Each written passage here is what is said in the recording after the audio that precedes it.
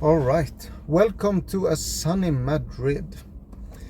Today we're going to talk a little bit about, this is a request. So we're going to talk about air filters and we're going to talk about intercoolers. Is there a sweet spot for how cool the air, how cool you want the air to be when it reaches the inlet? That's like the question I got. Air filters, is anything better? Panel filters, or I don't know fucking the names. There are foam filters and I don't know. Honestly, air filters, I don't really know. We have tried more or less everything, but we have not logged and tested it. We've just used it and it works.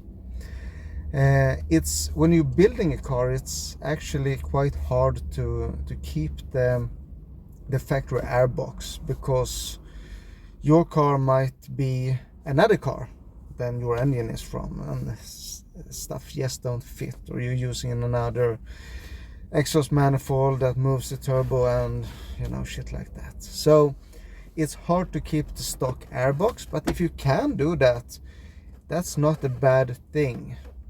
The thing you have to think about is that a stock airbox is probably is not the word. Normally it's the airbox is normally restricted in the airflow in and out, because the stock turbo is chiquitito, so it's small as fuck. So the outlet from the airbox to the turbo is also very small, but also the inlet is normally small. It can be a big inlet, but then there's some plastic tubing attached to it that just ends up in this, above the radiator or something like that. This is like 606 sub 95 and cars like that. So you have to think about that and modify that accordingly, of course. But if you do that, the stock airbox with a panel filter is not a bad option. Conical filters of all of the kinds. I mean, there are good filters and bad filters. Like the KN filters gets a lot of bashing online.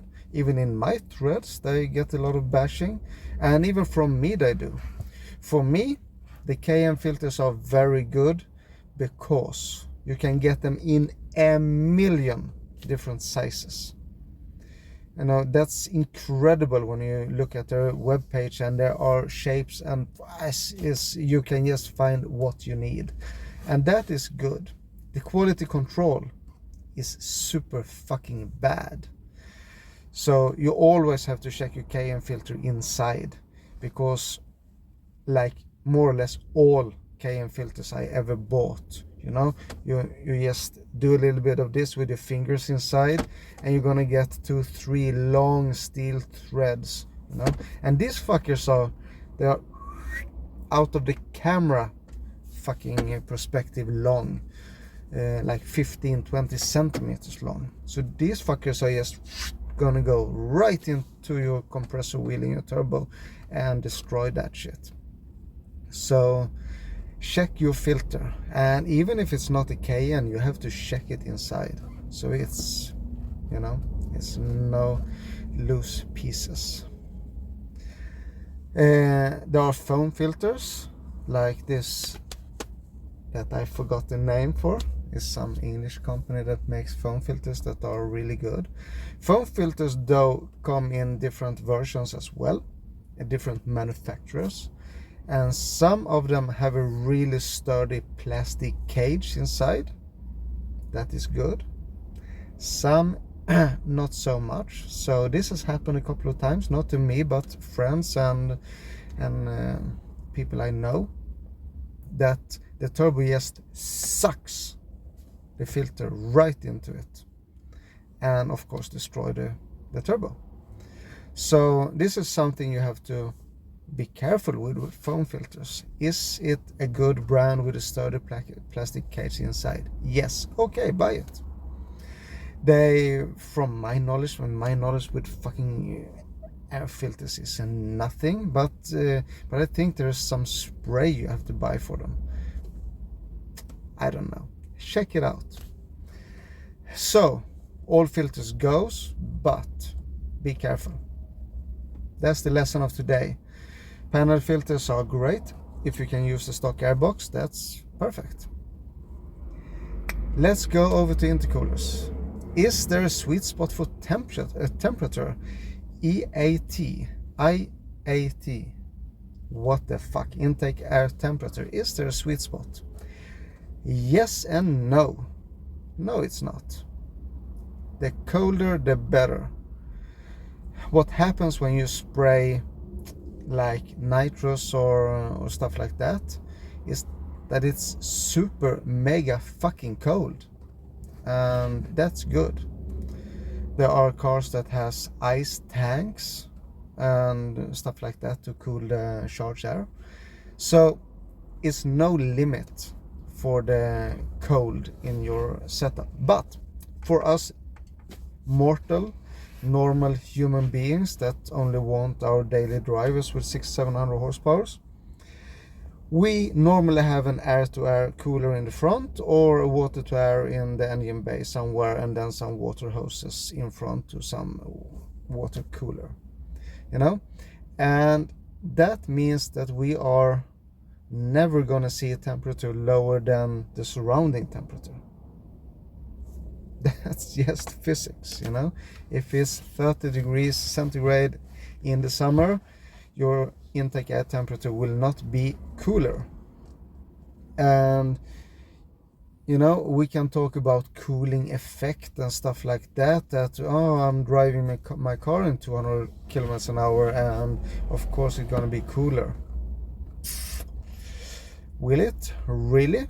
Because when your air is exiting your turbo, it will be 100 degrees Celsius or more. And I can honestly say that I have not logged this much. I logged this by mistake because I had it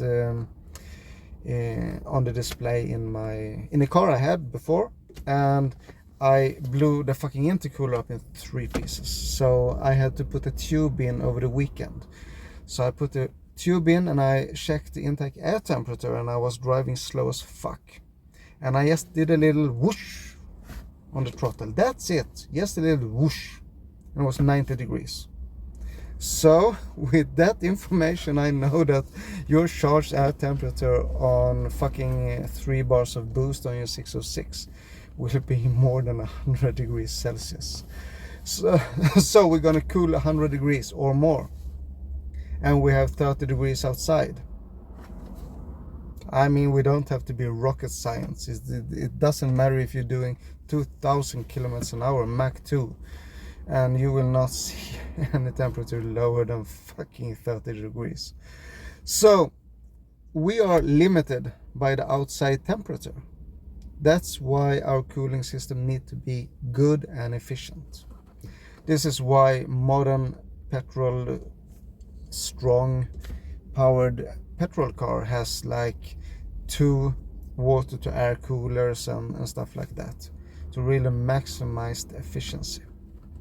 And we put an air in the front and be done with it. So this is, I have a friend that always pointing this out, but this is more efficient. Yes, it is. But people just don't want the hustle. But if you care about a little bit about the hustle, you can do what I've done a couple of times. You put a water to air cooler more or less on the turbo. You know, when the charged air is just exiting the turbo, it goes right into the cooler. And then from that cooler, you go into an air to air in the front. And with these setups, we have seen a rock solid fucking IAT. We're doing dyno pushes, you know, in 40 degrees temperature outside, and it's just rock solid. So these are the setups I like the most, because you can have a small water to air cooler and you can have a small air to air cooler. You don't need the entire fucking front end with your truck cooler, you know. There's no need for that. But I mean, we have passed 10 minutes and we talked a little bit about air filters. Anything goes. Intercoolers as cool as possible, but don't run your fucking 4-inch tubing, because you have to fill those suckers with air before anything happens in your inlet. So keep it small, 2.5 inches good enough. And the exit of your turbo is not bigger than that. If it is, choose that pipe size. But on the other side of your cooler, you can go down to 2.5 inch, because cooler air is smaller. Perfect. So now we know that. And yeah, it's the fucking grocery getter. It's perfect. And my grocery getter, front wheel drive fucking 5-cylinder Volvo, is faster than your super turbo diesel motherfucker. So let's go and buy a pump and a turbo. Bye.